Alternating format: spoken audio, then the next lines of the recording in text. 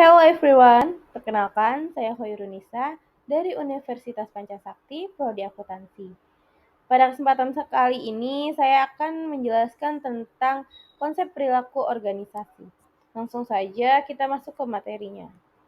Di sini ada pengertian dari perilaku organisasi. Perilaku organisasi merupakan bidang studi yang meneliti bagaimana individu, kelompok, dan struktur mempengaruhi perilaku dalam organisasi dengan tujuan menerapkan pengetahuan tersebut untuk meningkatkan efektivitas organisasi. Konsep ini mencakup berbagai elemen yang berinteraksi satu sama lain untuk menciptakan dinamika organisasi. Dan menurut Syamsir Torang, perilaku organisasi membicarakan tentang rangkaian perilaku individu dalam sebuah organisasi dan bagaimana perilaku tersebut mampu berdampak pada kinerja organisasinya. Lalu ada elemen perilaku organisasi. Perilaku organisasi memiliki 4 elemen penting yang berasal dari internal dan eksternal organisasi. Keempat di antaranya, yang pertama ini ada manusia. Manusia mempresentasikan sistem sosial internal organisasi terdiri atas individu ataupun kelompok tertentu. Kelompok itu dapat berjumlah kecil atau besar, informal atau formal, resmi atau tidak resmi. Yang kedua ada struktur. Struktur merupakan hubungan setiap orang yang ada dalam sebuah organisasi. Mereka yang mendiami organisasi akan memiliki peran berbeda dan mempunyai hubungan tertentu satu sama lain. Lalu yang ketiga ada teknologi. Jenis teknologi bervariasi, tergantung pada jenis organisasi, dan oleh karena itu mempengaruhi pekerjaan dan kondisi kerja perusahaan.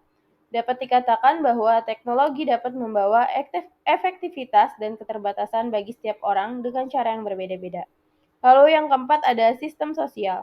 Sistem sosial ini menawarkan lingkungan eksternal tempat organisasi tersebut bergerak. Sistem tersebut mempengaruhi sikap orang, kondisi kerja, dan memberi ruang kompetisi bagi sumber daya dan kekuasaan. Lalu kita ada ke konsep perilaku organisasi. Perilaku organisasi adalah studi tentang perilaku individu dan kelompok dalam organisasi dan bagaimana organisasi itu berfungsi. Hal ini mencakup berbagai konsep dan teori yang membantu memahami, menjelaskan, dan mengelola perilaku manusia dalam organisasi. Berikut ini ada 2 konsep dasar perilaku organisasi. Yang pertama adalah konsep menurut hakikat manusia. Ini mencakup pemahaman tentang perbedaan individu, pribadi seutuhnya, dan perilaku yang termotivasi. Perilaku termotivasi mengacu pada bagaimana orang itu bertindak karena dorongan yang muncul karena kebutuhan. Dalam mengorganisir suatu organisasi, pasti ada suatu motif yang menggerakkan individu untuk melakukan sesuatu guna mencapai tujuan yang diinginkan. Lalu yang kedua ada hakikat organisasi. Ini itu melibatkan pemahaman tentang sistem sosial karena organisasi adalah sistem sosial yang dibentuk berdasarkan kepentingan bersama. Berikutnya adalah mutual benefit yang mengedepankan prinsip saling menguntungkan antara individu dan organisasi. Individu membutuhkan organisasi dan organisasi membutuhkan individu untuk maju bersama. Lalu kita masuk ke manfaat perilaku organisasi. Manfaatnya itu yang pertama membantu manajemen dalam memberikan pengarahan kepada karyawan dan juga tim yang di bawahnya. Yang kedua, memudahkan perusahaan dalam mengatur dan juga membimbing karyawan dalam menyelesaikan tanggung jawabnya. Yang ketiga, memberikan motivasi kepada para pekerja untuk meningkatkan produktivitas dalam bekerja.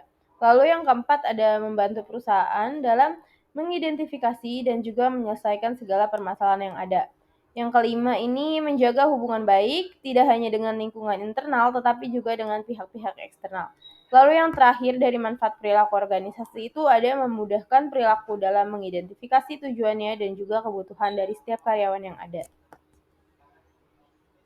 Lalu kita masuk ke perilaku organisasi, nilai-nilai, dan budaya perusahaan. Perilaku organisasi ini menggambarkan dinamika individu dan kelompok dalam suatu organisasi.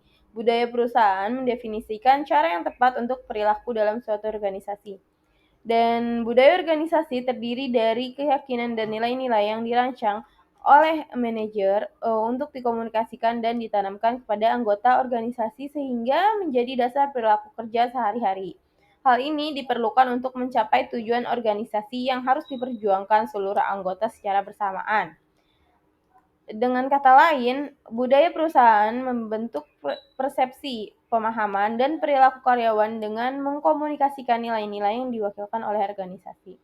Budaya perusahaan diwujudkan dalam berbagai cara, termasuk kepemimpinan, gaya komunikasi, pesan, dan internalisasi melalui kebijakan perusahaan, dan berbagai perayaan yang diperingati oleh perusahaan.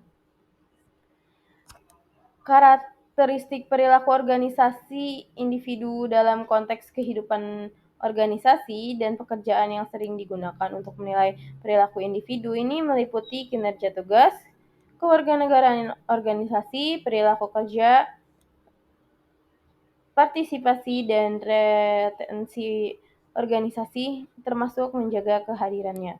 Di sisi lain, perilaku kolektif dicirikan oleh struktur sosial yang ditandai dengan kesamaan nasib yang mengarah pada keuntungan bersama, hubungan yang stabil antara anggota kelompok, interaksi dan komunikasi antar anggota, dan kategorisasi diri, yaitu pengakuan diri sebagai anggota.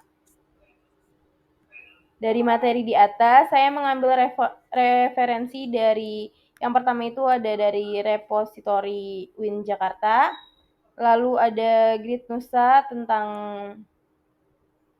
konsep perilaku organisasi, lalu dari artikel Universitas Bakri, pengertian faktor dan manfaat perilaku organisasi.